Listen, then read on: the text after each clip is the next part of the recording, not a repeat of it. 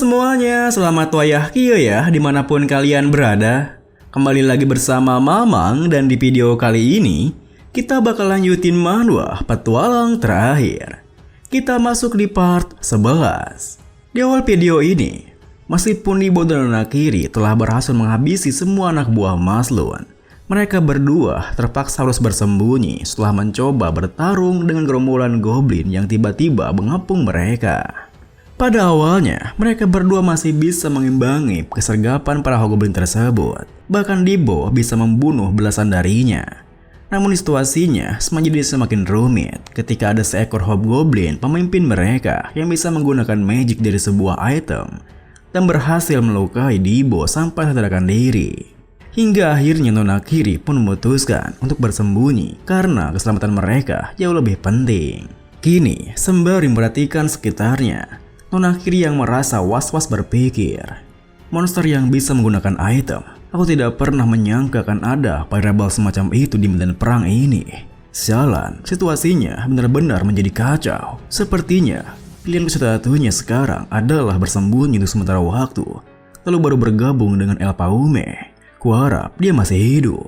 Sayangnya, ketika Nonakiri berpikir seperti itu, ada seekor hobgoblin yang menemukan tempatnya bersembunyi. Tetapi untungnya, saat hobgoblinnya akan menangkap mereka, dengan refleksnya yang luar biasa, Nonakiri masih bisa melompat menghindarinya. Namun, keberadaannya kini telah diketahui oleh hobgoblin yang lainnya, yang mana langsung bergerak mengejarnya. Sebenarnya, Nonakiri masih bisa melawan mereka satu persatu, tetapi kondisinya sekarang sangatlah tidak menguntungkan, karena ia harus membopong Ibo yang pingsan di sana. Ditambah lagi, seekor hobgoblin terus-menerus menyerangnya menggunakan magic, yang membuatnya mau tak mau harus berusaha ekstra untuk menghindari semua serangannya. Di satu titik, Nonakiri tak bisa mengimbangi kecepatan magic yang melesat ke arahnya, hingga akhirnya ia terjatuh karena hampir terkena serangan magic yang meledak tepat di belakangnya. Meskipun begitu, ledakan tersebut nampaknya bisa membangunkan Ibo dari pingsannya. Dan tanpa memperhatikan sekitarnya yang masih terbakar oleh api ledakannya, Ibo langsung berlari menerjang maju, yang langsung disambut oleh para hobgoblinnya. Bentrokan di antara mereka pun tak terhindarkan. Namun, di saat Ibo berhasil membunuh beberapa hobgoblinnya, pemimpin hobgoblinnya mengeluarkan magicnya untuk menyerang Ibo, yang menimbulkan sebuah ledakan cukup besar.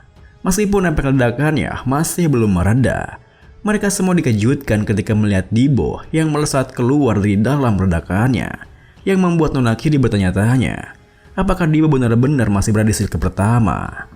Namun, sepersekian detik sebelum polearm milik Ibo berhasil mengenai pemimpin hobgoblinnya, pemimpin hobgoblinnya masih bisa mengeluarkan magicnya, hingga Ibo pun langsung terhempas mundur dari depannya.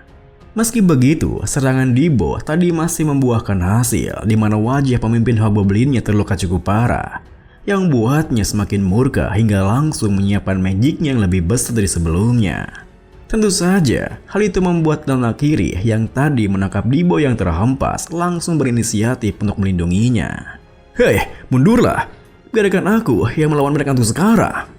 Namun, di saat pemimpin hobgoblinnya melepaskan magicnya, ada sebuah magic lain yang melesat menembus magic miliknya dan bahkan membunuhnya sekaligus tanpa sempat bergerak. Seketika itu juga Nonakiri terperanjat dengan apa yang dilihatnya, di mana ia sama sekali tak menduga jika ada magic sekuat itu yang bisa membunuh pemimpin hobgoblinnya dan sekali serang. Ternyata, serangan magic tadi adalah reporpal milik Paume yang kini bersyukur karena sepertinya ia masih belum terlambat. Sementara itu, 3 hari telah berlalu di dunia luar, yang membuat Longko kebosanan karena sama sekali tak mendapat kabar apa-apa dari para petualang yang masuk ke gate-nya. Pikirnya ia bisa mendapatkan uang dengan mudah setelah menerima pekerjaan itu, tapi ternyata tipe pekerjaan itu sama sekali tidak cocok baginya, yang buatnya berniat untuk menolak misi yang berhubungan dengan menjaga markas. Namun di tengah rasa bosannya itu, Longko dibuat keanehan ketika melihat ada ribut-ribut tepat di depan gate-nya.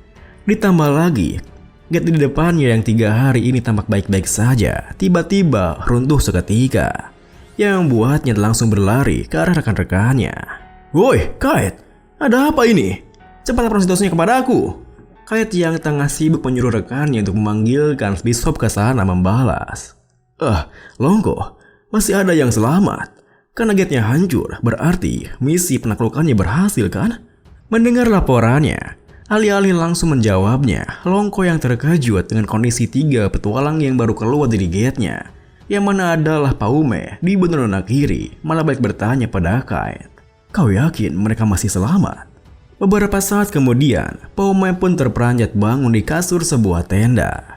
Namun, alih-alih langsung mendapatkan sebuah perawatan, Longko yang telah menunggunya bangun langsung menecercanya dengan pertanyaan. Akhirnya kau bangun juga. Dengarkan aku. Mulai sekarang, jawablah pertanyaanku dengan sejujur mungkin. Di misi raid gate kali ini, yang terdiri dari orang-orang terbaik dari berbagai Mechanonion, hanya kalian bertiga saja dari Gapor Mechanonion yang berhasil selamat. Memangnya, apa yang terjadi di dalam gate itu? Dengan suaranya yang gemetaran, Paume membalas, hanya kami yang selamat. Aku awalnya ragu, tapi ternyata semuanya mati sesuai dengan dugaanku. Melihatnya yang seperti itu, Longko pun mencoba menyuruh rekannya untuk menyembuhkannya sembari menimpali. Jawablah dengan jujur, kecuali kalau kau ingin menghilangkan nyawa yang sudah kau perjuangkan dengan susah payah begitu. Sembari mengatur napasnya, Paume melanjutkan. Demon, ada demon di dalam gate itu. Apa aku bisa meminjam sebuah pena dan secari kertas? Biar aku bisa menggambarnya. Aku tidak tahu nama monster ini, tapi kurang lebih seperti ini gambarnya. Tentu saja perkataan Paume membuat Longko terkejut. Ditambah lagi, Longko bisa langsung mengerti kenapa Paume begitu ketakutan setelah melihat gambaran monster yang digambarnya. Sesaat kemudian, Longko pun menemui perwakilan para merchant yang meminta kejelasan untuk tentang misi raidnya. Bagaimana mungkin? Ini 100 Man Gate. Dan mereka itu 100 petualang elit dari berbagai merchant union. Selain itu, bukankah gate yang kita tuju hanyalah gate level merah? Maksudmu, kau menyuruh kami untuk mempercayai bahwa orang sebanyak itu bisa terbantai oleh para monster yang ada di dalam gate itu? Orang-orang kami tidak mungkin bisa dikalahkan di gate level merah. Sepupuku juga turut andil dalam misi kali ini. Mendengar semua keributan itu, Longko pun menunjukkan gambaran monster yang digambar Paume sembari mengatakan, sepertinya, dia mengatakan yang sejujurnya. Katanya, monster inilah yang memimpin para monster di gate itu. Bos dari 100 Man Gate. Tentu saja, para perwakilan merchant union yang mengenali monsternya sontak tersentak kaget. Hobgoblin? Kalau Hobgoblin, bukankah mereka dikenal bisa menggunakan item dari orang-orang yang mereka bunuh? Iya, aku dengar. Karena mereka berkecerdasan tinggi. Mereka mampu membentuk sebuah koloni yang dapat diibaratkan sebagai pasukan manusia. Dan 100 petualang itu disuruh untuk membasmi mereka. Memang terdengar agak sulit sih. Namun, meskipun beberapa dari mereka mulai merasa jika masuk akal para petualang itu akan kalah melawan monster sekelas Hobgoblin, seorang perwakilan dari Goblins Merchant Union yang bernama Franco masih bisa mempercayainya. Aku tidak sudi menerima ini. Mungkin yang lainnya tidak bisa melakukannya, tapi aku ragu Natasha kami bisa tidak kalahkan oleh monster semacam itu. Tentu saja, sikapnya yang seperti itu membuat Longko bertanya, apa maksud Anda mengatakan itu? Franco menjelaskan, apa kau benar-benar sebodoh itu? Trolling, situasi ini tidak masuk akal, kecuali jika ada pengkhianat yang ikut masuk ke gate itu. Tidak mungkin kita bisa tahu situasi di sana kan? Aku bisa melihat orang-orang itu jadi gelap mata. Kita tidak tahu apakah perbuatan mereka disengaja atau sudah diatur sebelumnya. Setelah dipikir-pikir, 3 orang yang selamat itu berasal dari Merchant Union yang sama kan? Mendengar penjelasannya yang menyinggung petualang dari Merchant Unionnya, Tuan Abis yang di sana pun langsung menyangkalnya. Sudah cukup, hentikan omong kosongmu. Jadi, kau menuduh Gapor Merchant Union sebagai pengkhianat dan melupakan fakta bahwa salah satu orang kami berhasil naik ke senior ketiga dan nyaris mati, sedangkan yang lainnya mati. Dan kau masih mempersalahkan itu. Franco yang mulai merasa kesal dengannya membalas, jadi menurutmu orang-orang yang dikirim oleh Merchant Union kami tidak kompeten ya? Tuan Abis menimpali, mana ada. Wong aku hanya mengutarakan fakta-faktanya saja kok. Sembari memilih kumisnya, Franco menekankan, konyol sekali. Kalau memang betul ada banyak orang berbakat seperti itu di Gapor Merchant Union, maka kalian tidak akan menjadi union terbawa dari 10 Merchant Union yang ada. Tuan Abyss yang tak ingin kalah dengannya langsung tertawa sinis menegaskan, "Itu karena kami masih baru. Setelah beberapa waktu, peringkatnya pasti akan berubah. Jadi, bersiaplah untuk turun dari posisimu sekarang." Tentu saja, tingkah mereka berdua yang terus tertawa seperti itu membuat para perwakilan macan lainnya menghela napasnya. Bahkan Longko mengumpat kesal di hatinya. "Si anjing, tolong berhenti dong." Kemudian, seakan menyadari jika semua orang di sana terus menatapnya dengan aneh, Prengko menghentikan tawanya bertanya, "Karena kau berani berbicara seperti itu, berarti kau punya bukti kan?" Tuan Abyss yang menunggu pertanyaan itu tersenyum membalas, "Bukti? Tak ada item apapun yang diambil dari gate itu. Jadi, mereka tidak punya motif apapun untuk melakukan trolling. Kau paham kan?"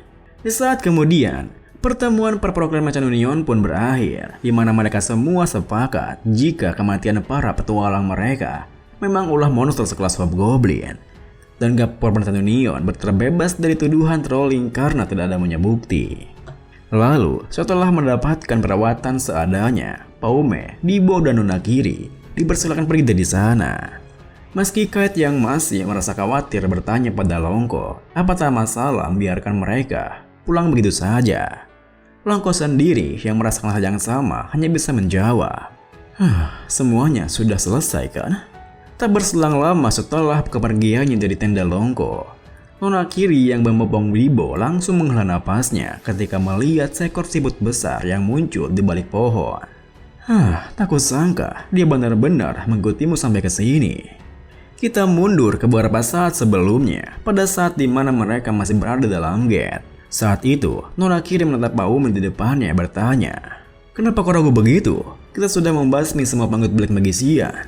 Serta membumi hanguskan koloni Goblin ini. Bukankah yang kita perlu lakukan sekarang hanyalah membuang semua item yang kita dapatkan, lalu melukis satu sama lain keluar dari gate-nya?" Mendengar hal itu, Paume yang menyimpan sebuah item di atas pinggangnya terdiam berpikir. Memang benar, kalahkan bosnya lalu buang semua itemnya. Tapi, item yang dimiliki oleh orang itu, yang disebut Phoenix Feather, adalah item yang bisa menambah daya kerusakan semua spell fire sebesar 30% yang dengan memilikinya saja. Dan jika dibandingkan dengan item lain yang tidak bisa ditumpuk, efek dari item ini bisa ditumpuk. Ini temuan yang luar biasa.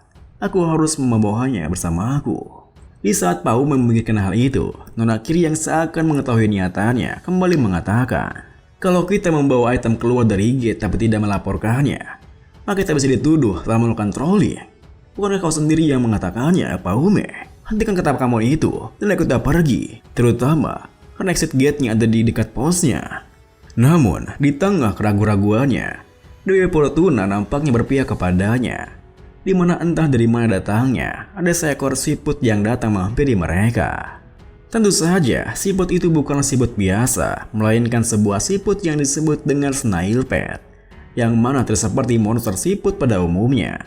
Snailpet tidak agresif dan punya hobi mendeteksi item lalu mengumpulkannya. Snailpet sendiri memiliki karakteristik yang unik, di mana cangkangnya bisa membesar ketika item yang dibawanya bertambah banyak. Tetapi makhluk ini belum terkenal itu di era saat ini. Dengan begitu, Paume pun menjadikannya itu sebagai pet miliknya. Kini, siput itu pun memberikan item Phoenix Feather yang sebelumnya Paume titipkan padanya, yang membuat Nonagiri langsung bertanya heran. "Jadi, kau berhasil membawa bulu itu tanpa ketahuan? Bagaimana cara memahami fungsi siput itu?" Paume membalas, "Kau harus bisa memanfaatkan apa yang ada, ketimbang terlalu menyibukkan diri dengan cara keluar dari gate-nya." Nonagiri menimpali, "Baiklah, jadi aku sudah melakukan sesuai perintahmu. Sekarang, apa rencana kita?" Paume menegaskan, "Jangan khawatir, karena para bajingan itu sudah menyusup sampai ke Signasknight. Informasi ini harus dirahasiakan sebaik mungkin. Kalau kita salah langkah, maka mereka hanya akan bersembunyi lebih dalam lagi. Harusnya, mereka sudah sampai ke markasnya. Jadi, mari kita tunggu saja." Di sisi lain, sesuai dengan dugaan Paume, seorang pengikut Black Magician yang sebelumnya hadir di pertemuan para wakil Macan Union, kini tengah melaporkan apa yang terjadi pada tuannya. Genis Macan Union terbantai, Merdia dan Diggs juga ikut dihabisi. Goldrich, El Nido dan Sky juga berhasil dikalahkan secara total. Misi itu gagal. Mereka mengatakan bahwa misinya gagal karena mereka dibantai oleh bos monster. Dan hanya ada 3 orang anggota Government Union yang berhasil kabur dengan selamat. Masih ada kecurigaan trolling saat rapat. Kecurigaan itu langsung diarahkan ke Government Union, bukan Union kita. Dan mereka pun lolos dari kecurigaan itu karena tidak adanya bukti. Meski misinya gagal, setidaknya identitas kita tidak terungkap. Izinkan saya untuk memulai operasi berikutnya. Mendengar laporannya, tuannya yang menyadari ada yang salah tersenyum membalas. Tidak tertangkap, katamu. Misi kita adalah untuk menghabisi semua party yang masuk, lalu bersiap untuk melakukan rebus rai. Kalau laporanmu benar, berarti ketiga orang itu berhasil membunuh Maslun. Tapi, tidak ada kejadian seperti itu yang disebutkan oleh Paume. Bawahannya pun beralasan. Tapi, mereka tidak punya alasan untuk membunuh sembunyi kan? Selain itu, mereka tidak mungkin langsung bisa tahu bahwa pelakunya adalah Merchant Union kita, karena kita telah menyusup ke seluruh Merchant Union lain. Tuannya menimpali, mereka tidak punya alasan untuk bersembunyi kah? Bagaimana jika dia menyadari bahwa otak di balik insiden ini bukanlah Merchant Union biasa, melainkan disebabkan oleh pengikut Black Magician? Itu akan menjadikan mereka sebagai satu-satunya party yang mengetahui tentang keberadaan kita. Bagaimana jika itulah tujuan mereka? Tentu saja perkataan tuannya membuat bawahannya panik. Itu tidak mungkin. Kalau begitu, maka situasinya sangat genting. Kita harus menarik semua anggota yang sudah kita tusupkan ke Merchant Union lain sebelum mereka menyadarinya. Pilihan ini pun diakhiri dengan, namun tak seperti bawahannya yang ingin mengain aman. Tuannya malah merasa tertantang hingga mengatakan, ini sebuah undangan. Jadi, ini caramu bermainnya. Menarik sekali. Baiklah, aku akan menerima undanganmu. Tapi sebaiknya kita ganti arenanya, supaya mereka bisa menjadi tamu yang ke-1.